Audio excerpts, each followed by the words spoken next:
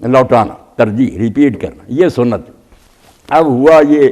کہ مدینہ منورہ نے کھلے دل سے اسلام کو قبول کیا، جنگ کی نوبت نہیں آئی، خود مدینہ کے لوگ مکہ معظمہ گئے۔ اب بھی یادگار مسجد عقبہ میں وہ مسجد بیت العقبہ موجود ہے جہاں حضور علیہ السلام نے مدینے والوں سے بیعت لی۔ انہوں نے شوق سے اسلام قبول کیا، یہاں دہرانے کی ضرورت نہیں پڑی۔ بلال رضی اللہ عنہ جو اذان کہتے تھے وہی جو ہم عام یہاں کہتے، مگر مکے نے بڑی مخالفت کی، اس کلمے کے دشمن رہے کہ اشہد ان لا الہ نہیں مانیں گے۔ اللہ اکبر کو تو مانتے تھے کہ اللہ بڑا ٹھیک ہے، مگر جب بات آتی کہ اس کے ساتھ شریک کوئی، وہ تنہا کائنات کا مالک کہتے نہیں، اس نے بہت سے شریک رکھے ہوئے ہیں، اس کے پیارے ہیں، وہ چلا رہے ہیں کاروبار، شریک مانتے، اور اشہد ان محمد رسول اللہ کو نہیں مانتے کہ تجھ کو پیغمبر نہیں مانے۔ جب فتح ہوا تو چونکہ طاقت کے ساتھ تھوڑا کیپٹل تھا، 10,000 کے لشکر نے قبضہ کیا تھا، اس لیے حضور نے جب مؤذن مقرر کیا حضرت ابو محذورہ کو تو فرمایا شہر میں دوبارہ کہنا، 2 بار یہ کلمے دہرائے جائیں گے، پہلے اشہد ان لا الہ 2 بار کہو، اشہد ان محمد رسول اللہ ذرا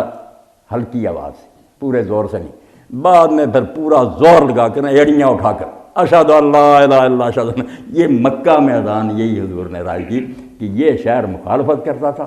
انہیں بار بار سنانا چاہیے کہ کہاں ہے تمہارا انکار، لگا لیا زور،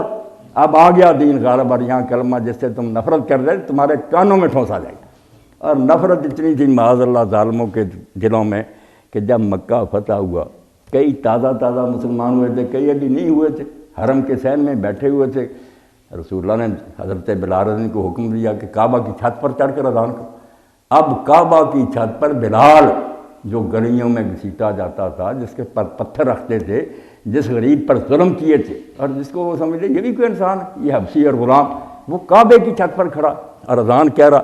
تو ان پہ سینوں پر سانپ لوٹ گیا، آگ لگ گئی۔ ایک نے تو کہا کہ بہت اچھا ہوا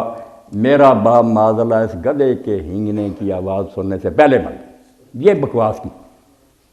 دوسرے نے کچھ کہا، کسی نے کچھ کہا، اللہ کے رسول تشریف لائے، آپ نے کہا اب بھی تم بندے کے پتر نہیں بنے، انسان نہیں بنے، کیا بک رہے تھے، کہاں گئے؟ فرمایا یہ کہہ رہے